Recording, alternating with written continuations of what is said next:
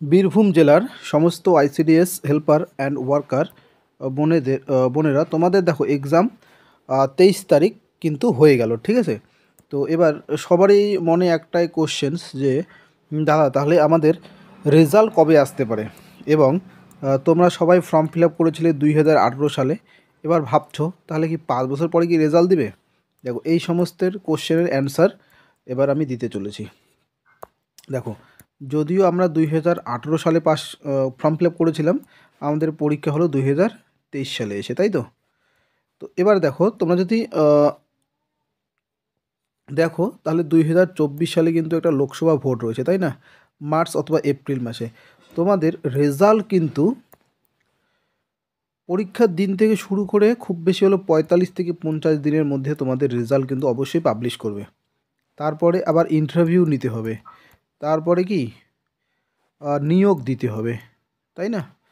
তো তোমাদের অবশ্যই যে রেজাল্ট সেটি কিন্তু 45 থেকে 50 দিনের মধ্যেই পাবলিশ হবে, ঠিক আছে। মানে খুব বেশি হলো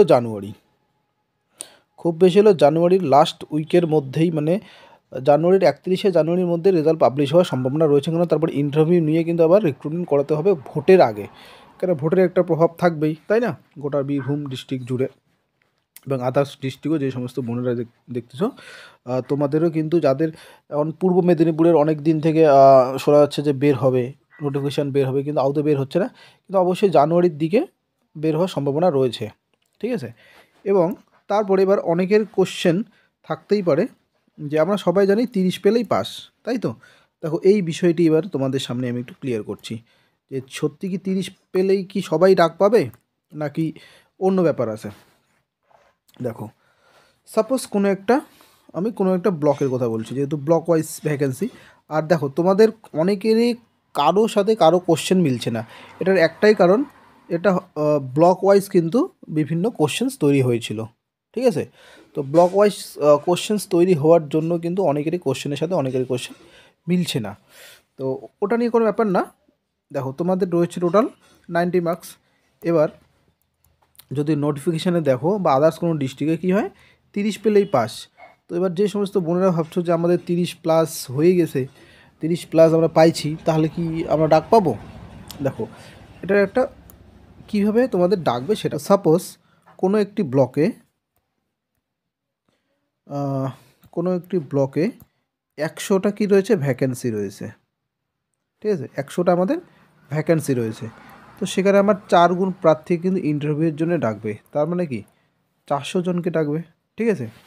এবার আমাদের 400 জনকে ডাকবে ইন্টারভিউ নেওয়ার সময়। তো দেখো এই 400 জন যারা ডাক পেল, তাদের মার্ক 50-এর, তাদের মার্কস কি 50+। এবার তার নিচে ধরো যে ক্যান্ডিডেটটি উপর থেকে নিচের দিকে, সে ধরো পেলো 45+ বা 49ও পেলো। দেখো অলরেডি কিন্তু 400 জন এমন আছে যারা 50-এর উপরে। তার মানে কি যে 45 পেলো বা 49 পেলো সে কি ডাক পাবে, সে তো এই 400 জনের মধ্যে আসতেছেই না, তাই না। তার মানে আমাদের কাট অফটি হলো 50, কাট অফ আমার 50 দেওয়া আছে এখানে, ঠিক আছে। সাপোজ এখানে কাট অফ 50 দেওয়া আছে, 50-এর নিচে যারা পাবে তাদেরকে কোনো মতেই ডাকবে না। 4 গুণ প্রার্থী হলে 100 জন যদি ভ্যাকেন্সি থেকে 4 গুণ প্রার্থীকে যদি ডাকে, তাহলে 400 জনের মধ্যে চান্স পাবে। তারা 50+ পাইছে সবাই, খুব যারা কম পাইছে, খুব কম হলো 50। তার মানে 30+ পেলেই তো শুধু হবে না, তাই না। এই হচ্ছে কাট অফের বিষয়টি, ঠিক আছে। এবার কাট অফ নিয়ে আলোচনা করছি। কাট অফ মানে হচ্ছে সেই মার্কসটি যেটা নিচে কাউকে ডাকবে না। তার মানে কাট অফ মোটামুটি তোমাদের 55 থেকে 60, ঠিক আছে।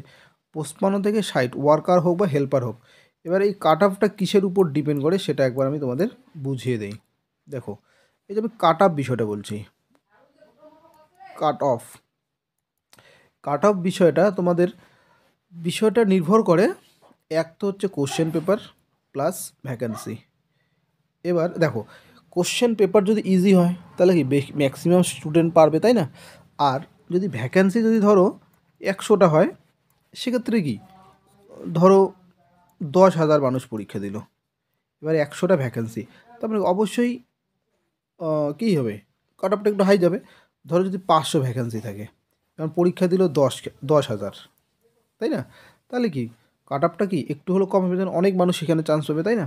তো কাট অফটা যেটা প্রেডিকশন করা যায় তোমাদের ক্ষেত্রে, যা কোশ্চেন স্ট্যান্ডার্ড ছিল সেক্ষেত্রে 55 থেকে 60 বা 65, ঠিক আছে? এই এরকম যাদের কোশ্চেন অ্যান্সার যাদের ঠিক আছে ওভারঅল 90-এর মধ্যে, তারা কিন্তু তোমরা ইন্টারভিউর জন্য ডাক পাবে, ঠিক আছে? এবার ইন্টারভিউটি মোটামুটি ধরো তোমাদের ফেব্রুয়ারি মাসে হবে, আর যখন ইন্টারভিউ হবে অবশ্যই গাইড করব। অ্যান্ড যাদের তোমাদের এই মার্কসটা আছে, তোমরা যে পড়াশোনাগুলো এতদিন করলে, ঠিক আছে, যে পড়াশোনাগুলোর উপর ডিপেন্ড করে পরীক্ষাটা দিলে, মানে সমস্ত কিছু, সে অঙ্ক বাদ দিয়ে শুধু ইংলিশ বলো, এবার ইংলিশ রিডিং পড়তে দিতে পারে, তাই না? একটা ইংলিশ একটা রিডিং পড়তে দিতে পারে, পুষ্টি, স্বাস্থ্য, history, geography, pol science, static GK, current affairs কী কী হলো না হলো, হ্যাঁ ঠিক আছে, এই সমস্ত বিষয়ে একটু তোমরা আপডেটেড থাকবে। যাদের 55 থেকে 60 বা 50ও যারা পেয়েছো আর কি, 45 থেকে 50, ঠিক আছে, তাদের অবশ্যই নিরাশ করবো না। হতেই পারে কোনো কোনো ব্লকে বেশি ভ্যাকেন্সি আছে, কোনো কোনো ব্লকে কম ভ্যাকেন্সি আছে। তো যারা এই মোটামুটি 50-এর কাছে আর কি আছো, তোমরা কিন্তু অবশ্যই একটু আপডেটেড থাকবে, এই সমস্ত বিষয় টুকটাক দেখাদেখি করবে, হ্যাঁ ঠিক আছে? তো এই হচ্ছে ব্যাপার, এইভাবেই তোমাদের ইন্টারভিউর জন্য ডাক আসবে, এই রকম তোমাদের কাট অফ হবে। আর তোমাদের যে লিস্ট, যে এক্সামটি হয়ে গেল, তার যে একটি রেজাল্ট, গোটা যে লিস্ট কে কে পাস করলো, সেটা কিন্তু তোমাদের কি 30 থেকে 45 দিন, খুব বেশি হলো 50 দিন, মানে আমাদের 31শে জানুয়ারির মধ্যে আমরা আশা করতে পারি যে হয়তো বা হতে পারে, ঠিক আছে? এতটুকু আশা আমাদের অবশ্যই করতে হবে। আর বারংবার বলছি, কেন এটা বলছি আমি, সেক্ষেত্রে একটাই কারণ, সেটা হচ্ছে আমাদের 24 সালে কি আছে, ইলেকশন আছে, লোকসভা ইলেকশন, তাই না? তো এটি একটি চান্সেস। তো যে সমস্ত বোনেদের 55 বা 60 আছে, তোমরা অবশ্যই প্রিপারেশান নেবে। আর বিষয়টি ক্লিয়ার করে দিলাম যে তোমরা শুধু 30 পেলেই কি পাস হবে, নাকি কত পেলে পাস হবে, বা কাট অফ কত আসতে পারে, ঠিক আছে, এই ব্যাপার। আর যদি কারো কোনো সমস্যা থাকে অবশ্যই যে নাম্বারটি দেওয়া রয়েছে অনলি হোয়াটসঅ্যাপ করবে, ঠিক আছে?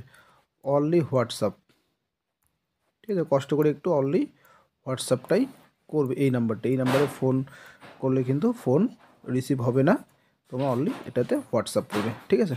ওকে, থ্যাংক ইউ।